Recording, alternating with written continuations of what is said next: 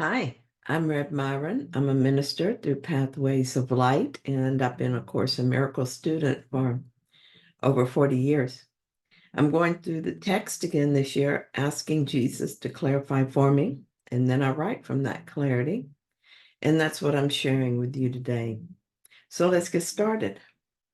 So we're reading from A Course in Miracles, Chapter 9, Section 2, The Answer to Prayer. And today we're going to be reading paragraphs 7 and 8. So in paragraph 7, he tells us, I love you for the truth in you, as God does. Your deceptions may deceive you, but they cannot deceive me. Knowing what you are, I cannot doubt you. I hear only the Holy Spirit in you, who speaks to me through you.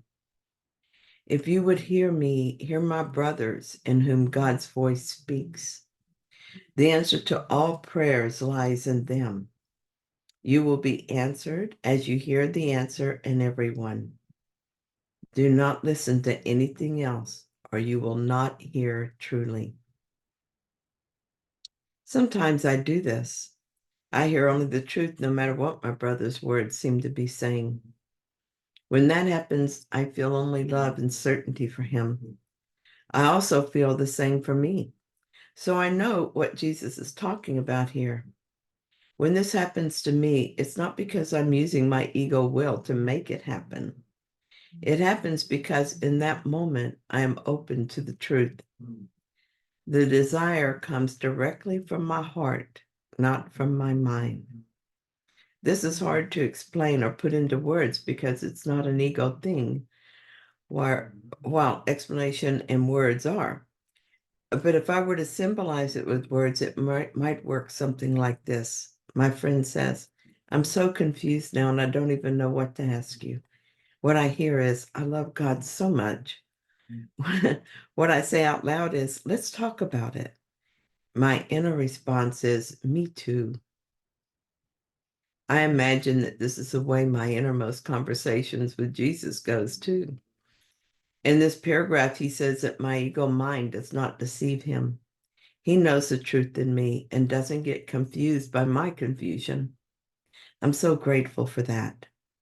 I want to do this for my brothers all the time, not just sometimes.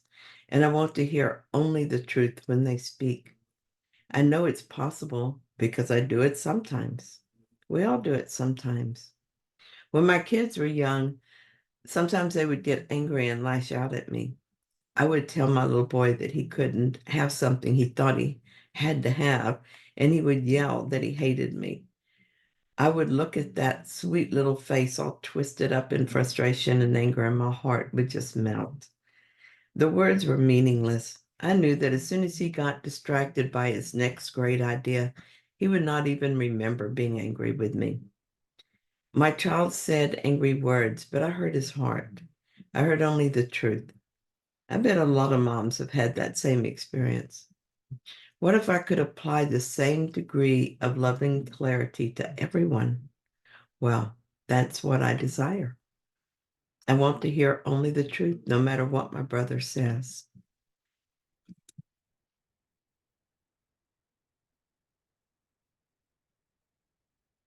So how do I do that? How do I reach that kind of clarity? The only thing I need to do is allow my own mind to be healed. When my child lashed out in anger, he was only doing what a 3-year-old does. He was actually behaving age appropriately. There was nothing wrong with him. If I had taken his words seriously, I would have been the one with the problem. Getting upset because a 3-year-old expressed his frustration would not be age-appropriate behavior for a 35-year-old. If I reacted to my child's anger, it would only be because I believed that I was an unworthy mom and that my child was right to hate me. It would be my mind that needed to be healed. It's always the same. When my boss got frustrated and took his anger out on me, if I became afraid that I could lose my job, then I would likely respond according to my fear.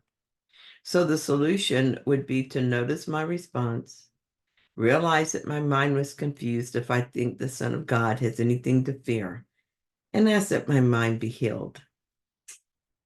Without ego thinking blocking the truth, I become naturally open and loving. With the channels cleared of my wrong-minded thinking, I wait for the words that are needed to come into my mind. I hear the call for love, and I answer it with love. I've had both experiences as I have responded to fear with fear, and have responded to love with behind the fear with love. Experiences show me that both are possible, and it's taught me what I want. When I think about this paragraph, here's what comes to me. No matter how a person is behaving or what they're saying, I will look at them and remember who stands before me. This is Christ.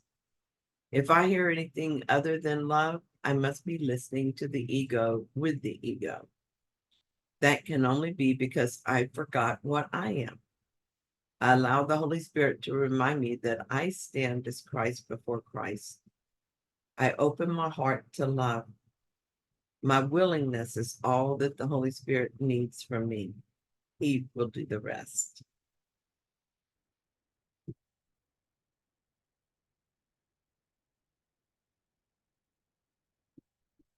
Paragraph 8. Believe in your brothers because I believe in you, and you will learn that my belief in you is justified. Believe in me by believing in them for the sake of what God gave them. They will answer you if you learn to ask only truth of them. Do not ask for blessings without blessing them, for only in this way can you learn how blessed you are.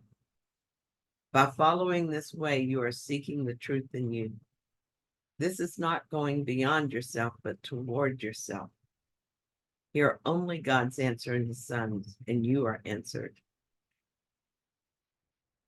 Very simply, we are one self appearing as many. This is a strange idea to us because we've chosen to experience separation and to do so with complete immersion. In other words, for the sake of the experience, we've chosen to forget the truth. Luckily, understanding is not needed. However, acceptance is. The following is from an earlier journal. This is when I was still working. For the first time in all the years that I've studied the course, I can say that I am Christ and that each of you is part of the same Christ mind, without my imagination picturing a whole bunch of us sitting around together in some immense space. I can say it without automatically trying to make it fit a definition in line with the separation idea. I can say that we are one, and I can accept it fully as a concept. On the other hand, I'm still working on making it my experience. The way I do that is twofold. First, I spend a lot of time remembering the truth, thinking about it, sitting in it, letting it flow over and through me. Second, I am vigilant to notice when I obviously don't accept the truth of our oneness. I have been off work since Christmas Eve, and I'm going back today. I will be with my coworkers all day long, interacting and possibly reacting. The day starts as we sit in a meeting and discuss what has been done while I was gone. Already, I'm expecting to discover that some things were not done. Sitting here writing with spirit about believing in my brothers and asking them for their blessing, and I'm preparing myself to doubt them and attack them. The reality is that the people I am already judging are me. I attack the images I have made of them through projection. Being my own thoughts, it is an attack on myself. Through the attack on this part of myself, I teach myself that I'm untrustworthy. In attacking them, I attack myself and Jesus too, because Jesus and I are in the same mind as are they.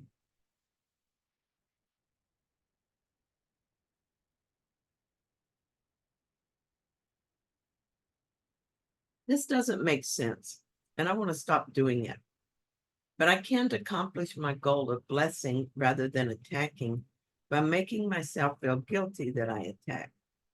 Nor can I change anything by projecting the blame outside myself. I can't change anything by trying to change my behavior, pretending to love on the outside while hating on the inside. I can't change anything by using the ego will to think and act differently. What I can do is be grateful that my willingness has invited Jesus to show me the thoughts in my mind that need to be healed.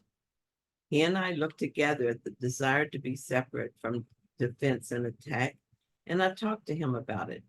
I tell him my feelings, how afraid I am that I will never overcome this, and how overwhelming it all seems to me. As I give him all these words, he continues to know me for what I am, as God created me. He never doubts me or judges me. He only knows what must be true forever, for it is the will of God. The only thing he hears from me is the truth. I must seem like a little child to him, talking nonsense words, lost in my fantasy play. If a little child told you about being a superhero and flying across the sky, if he expressed to you his fear of the villain who was close to catching him, would you get confused and begin to believe his story? When you looked across at him, would you start to see and believe in the persona of his imagination?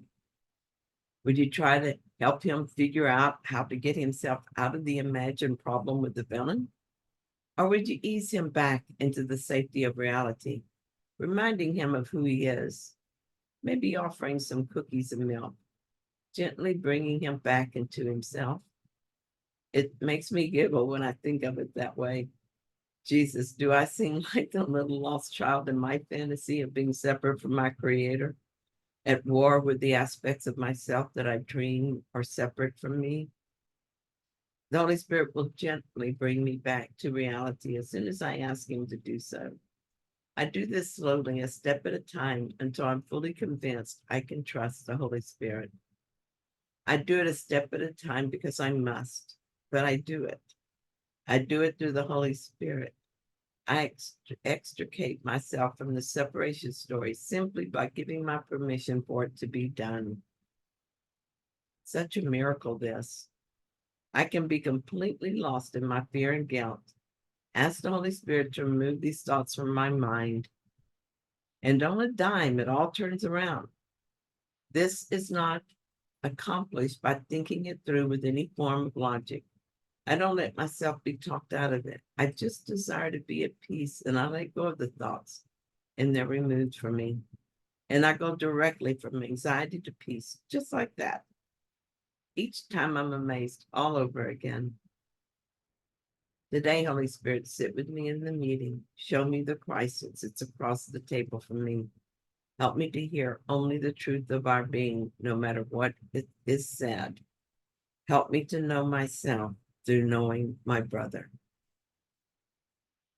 Well, thank you so much for joining me in this reading. I hope that you found it helpful. If you did, then please like it. And if you haven't yet, please subscribe. And I'll be back soon with another reading. See you then.